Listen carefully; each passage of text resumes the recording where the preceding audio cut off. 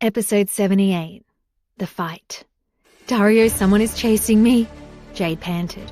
You slut, I finally caught you, Tyler yelled. I'll be right there. Dario heard a man's voice. He hung up the phone right away and ran out of the office. He looked very anxious. CEO Foster, the meeting is just about to start. Secretary Jensen went up and reminded him. Dario didn't even look at her. He just ignored her and left with Lucas. Hey, CEO Foster, where are you going? Aren't you going to the meeting? Lucas had planned to take him away after the meeting, but he didn't expect him to leave so soon. Don't be so long-winded. Come with me, Dario said coldly. At that moment, Jade was surrounded by the young men. She was still a few hundred meters away from Milliken. She wanted to call for help, but the people around her turned away and left when they saw the group of people. They pretended not to see anything. Jade's heart turned cold. Hey, Jade, why did you run away when you saw us coming? I won't hurt you. We just wanted to invite you to have some fun with us. Tyler looked at her with a wicked smile. Another one of them approached her, step by step. What the hell are you playing at? Jade scolded while trembling. Why are you swearing? You are so disobedient. Let's go. I will take you to play.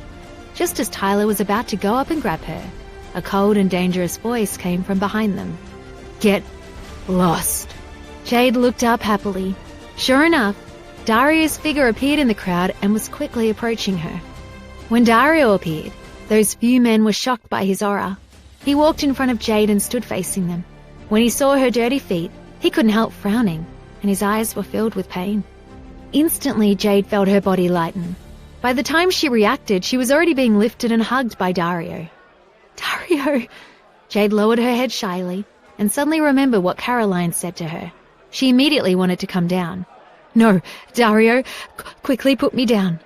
Don't move, or I'll kiss you in front of everyone. Dario tightly locked his gaze on her red eyes. His heart ached. Hey, who are you? Get out of the way. Tyler, who had been ignored, said unhappily. Just as he was about to teach Dario a lesson, he happened to meet his pair of cold eyes that were full of hostility. He couldn't help but be shocked. The aura he gave off made people feel fear from the bottom of their hearts. Before Tyler could attack, Lucas had already stood in front of them. Jade took a look and found that Lucas was very different from usual. He seemed to be very excited that day. There was a bloodthirsty look in his eyes, like a ferocious wolf looking at its prey with its eyes shining. Jade pinched his clothes in fear. Dario lowered his head and gently kissed her on the forehead. Don't be afraid. His magnetic voice was like a tranquilizer and calmed her down. It's been a long time since I fought. Who wants to try? Oh, forget it. Do you want trouble? Let's go for it. Lucas raised the corner of his lips and lifted his sleeves, revealing his strong muscles. He only clenched his fist with one hand, and the sound of joints cracking could be heard. It was easy to see how powerful he was. Except for Dario, no one knew that Lucas had come out of the Special Forces, the Special Guards. Tyler was not a fool. The two people in front of him were not easy to bully. He and his friends quickly ran away. Jade could finally let out a sigh of relief, but Lucas was a bit disappointed. Tsk, a bunch of cowards. I haven't moved my fists for a long time. He then looked at Dario with a reproachful look, as if he were complaining that no one had come to find trouble with him recently. Being a driver was boring him to death. But Lucas didn't know that it was because he became Dario's bodyguard that no one had come to find trouble with him. The people who had caused trouble for Dario had all been crippled. If you're hungry, go find a woman. Don't think about fighting all day long. Tsk, I'm not interested in women. Without knowing why, Jade looked at them nervously after hearing them. She even hugged Dario tightly, as if she were afraid that he would be snatched away. After watching this, Lucas's face couldn't help twitching.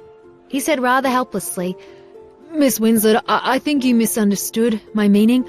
I am straight, don't worry. He belongs to you alone. No one wants to compete with you. Jade and Dario looked at each other and laughed.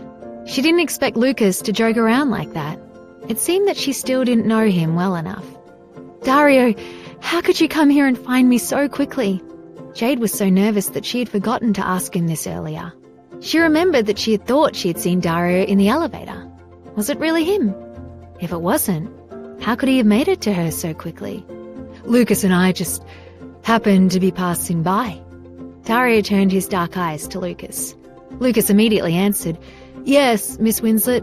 CEO Foster and I were in the area." "All right, let's go home." Dario glared at him and then changed the topic. He had almost been exposed by Lucas. Jade looked at them, and her heart was full of doubt.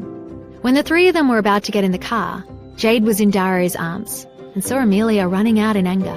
She seemed very unhappy. Looking at her expression, Jade knew what Caroline said was right. She must have been rejected and even had to leave through the back door. Amelia was unhappy when she went out, but as soon as she saw Dario, her face immediately revealed a smile, and her heart was beating rapidly. She didn't expect to meet someone she liked here. But very quickly, she noticed the woman in his arms. Her eyes turned dark and filled with jealousy at the same time. All she could do was watch Dario take Jade away and get into a limited edition Maserati. Amelia was thought to be a descendant of a famous family, but when she saw the car, she was still shocked. It was not a car that was a limited edition car.